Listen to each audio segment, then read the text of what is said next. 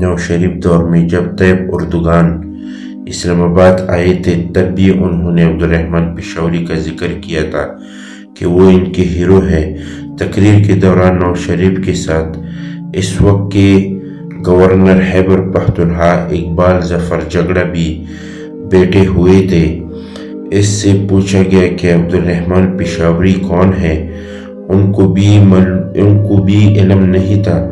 Governor صاحب نے اپنے سیکرٹری کے ذریعے ادھر ادھر سے پتہ کیا لیکن جواب نہیں ملا۔ آخر میں پشاور یونیورسٹی کے اس وقت کے وائس چانسلر رسول جان صاحب کو فون کیا گیا۔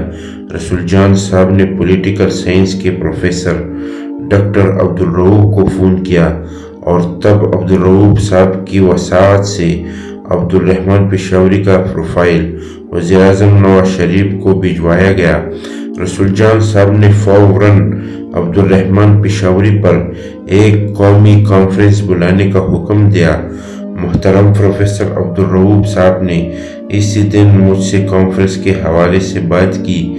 میں نے 30 صفحات کا مقالہ بھی لکھا لیکن کانفرنس منعقد نہ ہو سکی۔ عبدالرحمن پشاوری یونس جان، یوسف جان اور یحییٰ جان خان کے بھائی تھے، غلام صمدانی کے بیٹے تھے۔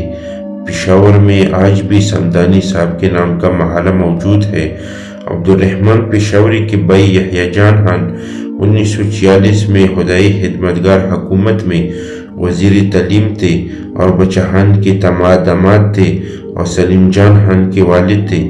عبدالرحمن پشاوری کے دوسرے بھائی یونس جان ہندوستان کے وزیر تعلیم تھے۔ قیدی کے خطوط اور پرنیئر سسپیکس ان کی شورا پاک تنصیب میں عبدالرحمن پشاور کی زندگی ایک لمبی کہانی ہے، مگر ملکان جنگ میں وہ میڈیکل مشن کے ساتھ مدد کرنے ترکی گئے تھے، وہی شہرت دی گئی۔ پہل ترکی کی جانب سے افغانستان کے سفیر مقرر ہوئے۔ استنبول میں روپ بے سے شکل ملنے کی وجہ سے قتل کیے گئے، تب سے وہ سرکاری ہیرو قرار دیے گئے۔ اگر ہم مطالعہ پاکستان کے بجائے اپنی اصلی تاریخ نئی نسل کو سکھاتے تو آج ہم بین الاقوامی بے عزتی کا نشان